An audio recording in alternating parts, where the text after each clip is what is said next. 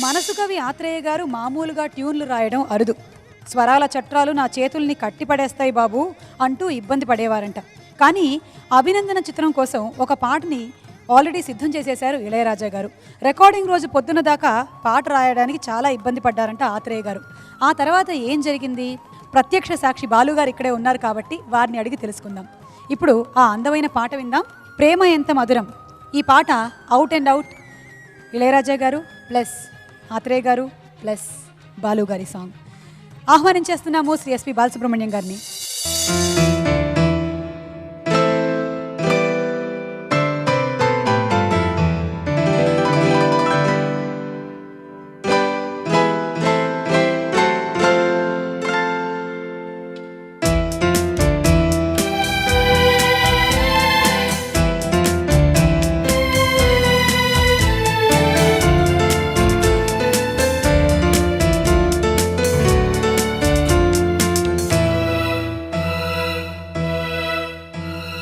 ప్రేమ ఎంత మధురం, ప్రియురాలు అంత కఠినం. ప్రేమ ఎంత మధురం, ప్రియురాలు అంత కఠినం. చేసినాను ప్రేమ క్షీరసాగర మదనం, మింగినాను హలాలం. ప్రేమ ఎంత మధురం, ప్రియురాలు అంత కఠినం.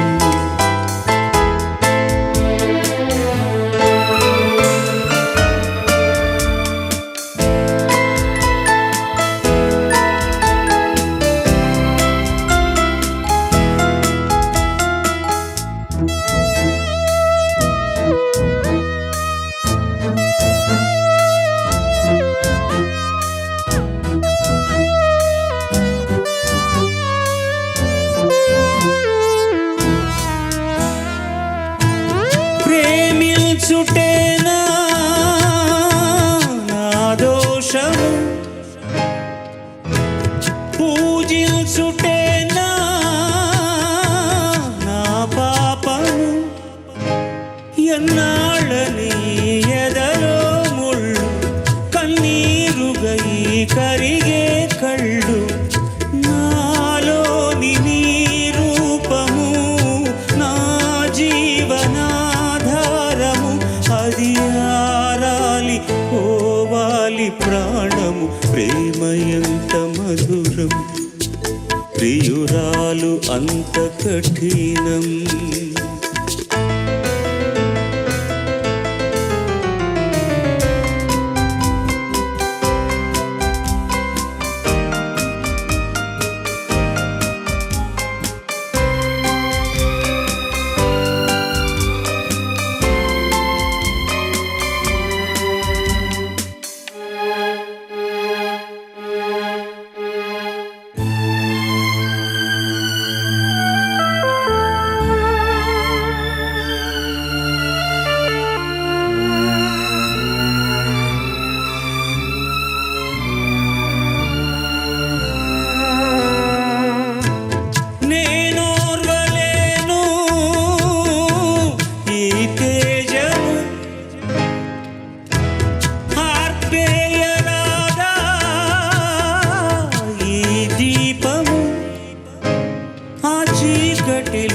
కలిసే పోయి ఆరేపటిని మరిచే పోయి, మానాలి నీ ధ్యానము, కావాలి నే శూన్యము.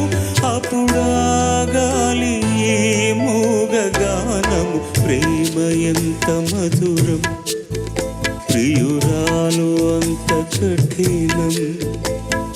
చేసినాను ప్రేమ క్షీరసాగర మదనం, మింగినాను హలాలం.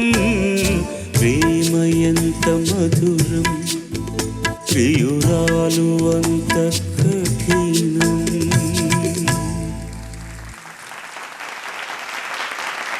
గాన గంధర్వుడి గానం ఎంత మధురం. ఇది అవుట్ అండ్ అవుట్ ఇళయరాజా గారు, ఆత్రేయ గారు అండ్ బాలు గారి సాంగ్. అభినందన సినిమాలోని అద్భుతమైన పాట. బాలుగారు, దీని వెనక మేము ఒక చిన్న కథ విన్నాము. ఆత్రేయ గారు రికార్డింగ్ రోజే మిమ్మల్ని దగ్గర కూర్చోబెట్టుకొని, మీకు వేగుల వాళ్ళు చాలామంది ఉన్నట్టున్నారు. మాకు ఒక్క రాంప్రసాద్ గారే ఉన్నారు. వేగుల వారు అంటే ఇది మామూలుగా ట్యూన్కి రాయడం అనేటటువంటిదే ఆయనకు కొంచెం కఠినం. ఆయన చాలా గొప్ప ట్యూన్కి రాశారు, కానీ స్వేచ్ఛ ఇస్తే ముందుగా ఆయన సాహిత్యం రాయడానికి చాలా ఉబలాట పడతారు. రాజు ఏమో 99% ఆయన ట్యూనే చేస్తారు ముందు. ఇది మామూలుగా ఉండే తతకారులు, ఇప్పుడు మహాదేవన్ గారు లాగా మిగతా వాళ్ళలాగా అయితే మామ కూడా ముందుగా పాట రాయించుకుంటారు, రమేష్ నాయుడు గారు ముందుగా రాయించుకుంటారు. మిగతా వాళ్ళు ట్యూన్ చేసినా కూడా ఒక పలుకుబడికి దగ్గరగా ఉంటుంది. ఇది తాన నాన నాన 2 సార్లు, తరరెత్తిన తాన తాన తాన నానా తాన నాన తన్నా నన్నా టిపికల్గా ఉంటుంది. అందులో రాజా క్యాసెట్లు పాడిచ్చేటప్పుడు వాడేదో వాడు పాడుకున్నట్టుగా పాడిస్తాడు.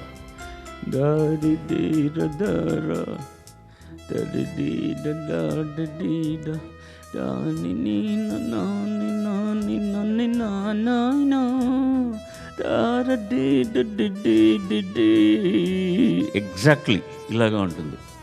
అది అర్థం చేసుకోవాలంటే అది చాలా కష్టం.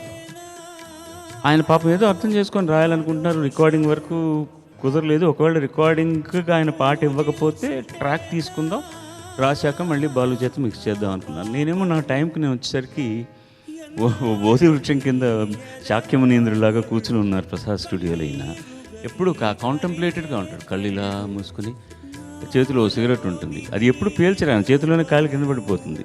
ఆయన సిగరెట్ అలవాటు లేదు. అది గమ్మత్తుగా ఏంటంటే ఎప్పుడో సిగరెట్ కాలుస్తారు, అది పేల్చరు, అలా పడేస్తుంటారు. నేను వెళ్ళి గురుగారు నమస్కారానికి వెళ్ళి, రారా కూర్చో, నాకు వాడు పాడింది ఏం అర్థం కావట్లేదురా, ఎలా రా ఇది, ఇప్పుడు రికార్డింగ్ కావాలి కదా, అశోక్ కుమార్ ఏమో వెంటనే షూటింగ్కి వెళ్ళాలంటున్నారు, మరి ఎట్లా రా అన్నారు. నేను పాట నేర్చుకోలేదు కదా, అక్కడికి వెళ్ళి నేర్చుకోవాలి, ప్లే చేయండి గురుగారు క్యాసెట్ అంటే నాకు అర్థమైంది. నేనేదో దొంగ సాహిత్యంలాగా చెప్తాను మీకు, అదేదో చెప్పు, అదేది ఏడు, ఇలాగ అదేది ఏడు త్వరగా.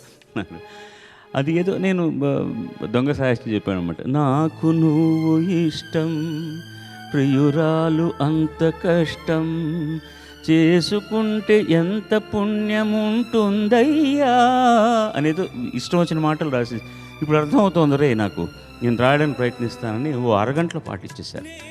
అది ఇవ్వడం ఏంటంటే, ఇప్పుడు నేను చెప్పింది దొంగ సాహిత్యం ఏంటంటే అక్షరాలు కిట్టించడం అంటాం దాన్ని. ఆయనకు అర్థమయ్యేటట్టుగా ఏదో 1 2 3 4 చెప్పినట్టుగా చెప్పాం మనం. ఇప్పుడు హిందీ హీరోయిన్లు డైలాగులు మాట్లాడే సెట్లో అని అది చాలా గొప్ప సందర్భం. పెయిన్తో హీరో పాడేటటువంటి సందర్భం.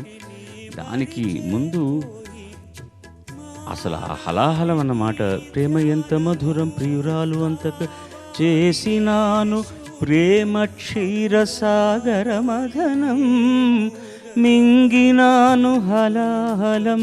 ఎంత పర్ఫెక్ట్గా పడిందంటే తనాలు. ఇంకా ఆ తర్వాత నల్లేరు మీద బండిలాగా సాగిపోయింది అయింది. చాలా one of finest combinations of Athreya and Ilaiyaraaja. చాలా గొప్ప పాట నా దృష్టిలో, చాలా మంచి పాట. I enjoy always.